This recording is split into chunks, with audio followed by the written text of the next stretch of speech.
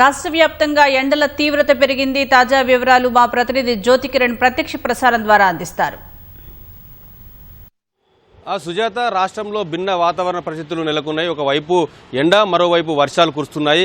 అసలు ఈ ఎండ తీవ్రత ఒక్కసారిగా పెరుగుతూ వస్తున్నప్పటికీ సాయంత్రం సమయానికి వచ్చేసరికి వర్షాలు కురుస్తున్న పరిస్థితి ఉంది. అయితే ఏదైతే ద్రోణితో పాటు ఉపరితల చక్రవాత ఆవర్తనం ఏర్పడంతో వర్షాలు కురుస్తున్నాయని చెప్పి వాతావరణ శాఖ ప్రకటించింది. అంతేకాకుండా ఏదైతే ఎండ తీవ్రత ఎక్కువగా ఉంటుందో ఆ ఎండ తీవ్రత ఎక్కువగా ఉన్న ప్రాంతాల్లో అంటే స్థానిక వాతావరణ పరిస్థితుల దృష్ట్యా క్యూలో నింబస్ మేఘాలు ఏర్పడి వర్షాలు కూడా కురుస్తున్నాయని చెప్పి కూడా వాతావరణ శాఖ ప్రకటించింది. ఏదైతే ఉదయం 9 గంటల నుంచి మధ్యాహ్నం 2 గంటల వరకు కూడా ఎండ తీవ్రత అధికంగా ఉంటుంది. ఆ తర్వాత ఒకసారిగా ఆకాశం మేఘావృతం అవడంతో పాటు అక్కడక్కడ ఉరుములు మెరుపులు ఎదురుగాతో కూడినటువంటి వర్షాలు కూడా కురుస్తున్నాయి. ఈ అకాల వర్షాలతో రైతాంగానికి తీవ్ర నష్టాన్ని వాటించే అవకాశం ఉందని చెప్పి కూడా వాతావరణ శాఖ అధికారులు చెప్తున్నారు. ఏదైతే ద్రోణి ఉపరితల చక్రవాత ఆవర్తనంతో పాటు స్థానిక వాతావరణ పరిస్థితుల దృష్ట్యా రాష్ట్రంలో ఇవాళ రేపు ఎల్లుండి 3 రోజుల పాటు తేలికపాటి నుంచి మోస్తరు వర్షాలు కురిసే అవకాశం ఉందని హైదరాబాద్ వాతావరణ కేంద్రం ప్రకటించింది.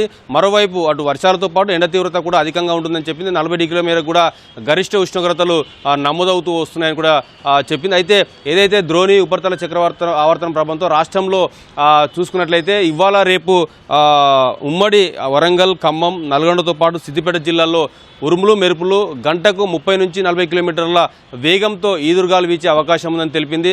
అంతేకాకుండా ఎల్లుండి చూసుకున్నట్లయితే ఎల్లుండి ఉమ్మడి వరంగల్, ఖమ్మంతో పాటు సిద్దిపేట, యాదాద్రి భువనగిరి, మెదక్, కామారెడ్డి జిల్లాల్లో తేలికపాటి నుంచి మోస్తరు వర్షాలు కురిసే అవకాశం ఉందని తెలిపింది. ఈ జిల్లాలకు పసుపు రంగు హెచ్చరికలను అయితే జారీ చేసింది.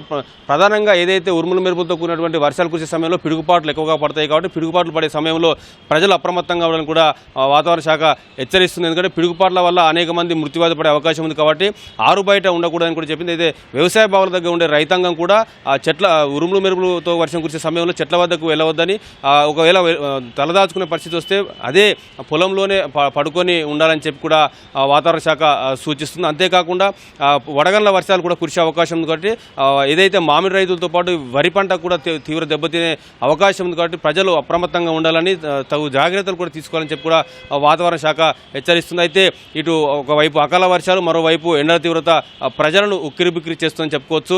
మనం చూస్తున్నాం మొత్తంగానైతే ఎండ తీవ్రత అధికంగా ఉంటుంది. మధ్యాహ్నం సమయంలో మధ్యాహ్నం 2-3 గంటల వరకు కూడా ఎండ తీవ్రత అధికంగా ఉంటుంది. ఆ తర్వాత ఏదైతే ఆకాశం మేఘావృతం అయినప్పటికీ ఉక్కపోత వాతావరణం కూడా ఉంటుంది. మొత్తంగా రాష్ట్రంలో ఈ వాతావరణం 3 రోజుల పాటు ఈ విధంగా ఉండే అవకాశం ఉంది కాబట్టి ఈ భిన్న వాతావరణ పరిస్థితుల దృష్ట్యా ప్రజలు అప్రమత్తంగా ఉండాలి.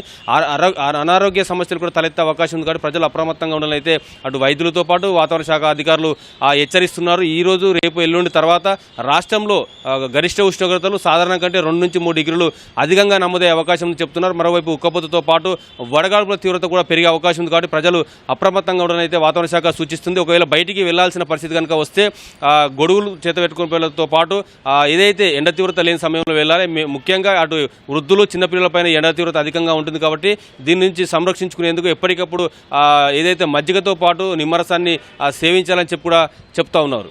Over to studio.